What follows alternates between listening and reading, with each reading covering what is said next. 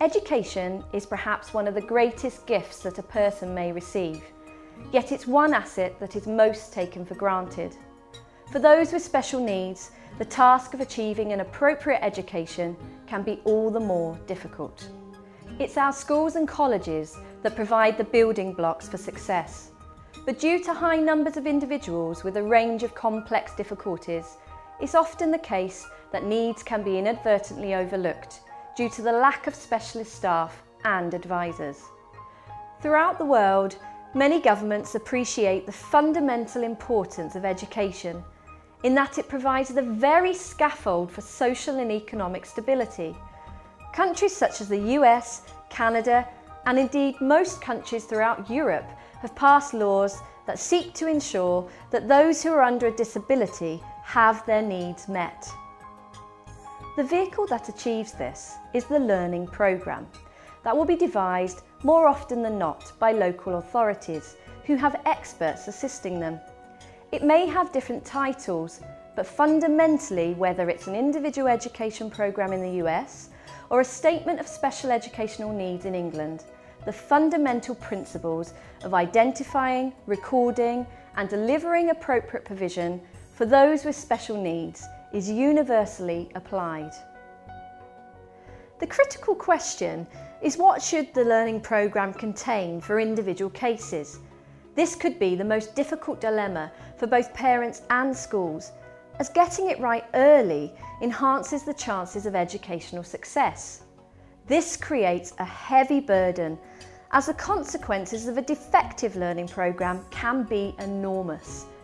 It's hard for us to imagine what it must be like for a person to go through life without being able to read or to communicate, things that we so easily take for granted. If a learning programme is being challenged, the ultimate route for the schools and for parents is to turn to the law. In the US, the main purpose of the law is to ensure that all children with disability receive free education, emphasising special education and related services designed to meet their unique needs. This helps them to prepare for further education, employment and independence. If a parent is unhappy with the plan, they may turn to the law by seeking what is known as due process. In the UK, parents who are unhappy can appeal to a tribunal to challenge the contents of the learning programme. The programme, of course, has different names throughout the world. In the US and countries such as New Zealand, they are known as IEPs. In England and Wales, they are known as Statements of Special Needs, and in Scotland, Coordinated Support Plans.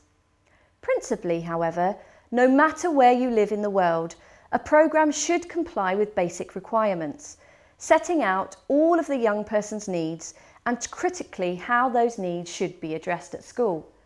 Because of this, they're not easy to draft, and many hours may be spent determining what should in fact be recorded. This task isn't helped by disagreements that may exist between experts as to the importance of a particular programme and its likely outcomes, or the general scarcity of resources, for example, in fields such as occupational therapy and speech therapy. Where there is disagreement, lawyers are often used to challenge the local authority provision. For those parents that are uncertain as to the route they should take, the task isn't helped by the general lack of suitable practitioners in this area, but also a fear that conflict may polarise the parties at the expense of the child. It was extremely difficult to know where to start to find the appropriate help that the children needed.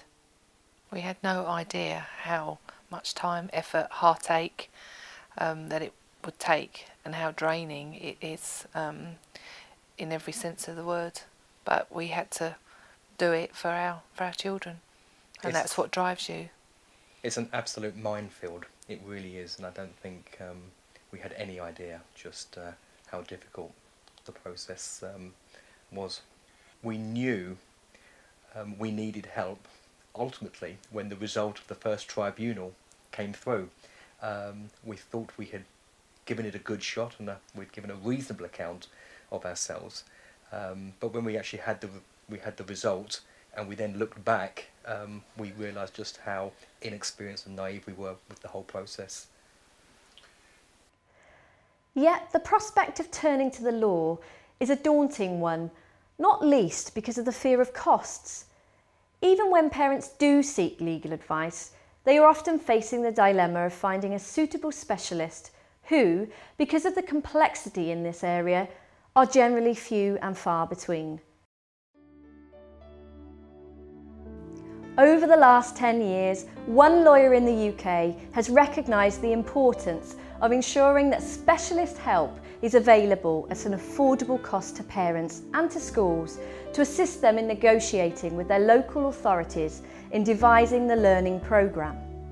Mike Charles has been working along with other professionals on a revolutionary system, gathering expert opinions around the world to ensure recognised techniques and appropriate programmes are put in place for children with particular special needs, and seeking consensus as to the approach which should be adopted.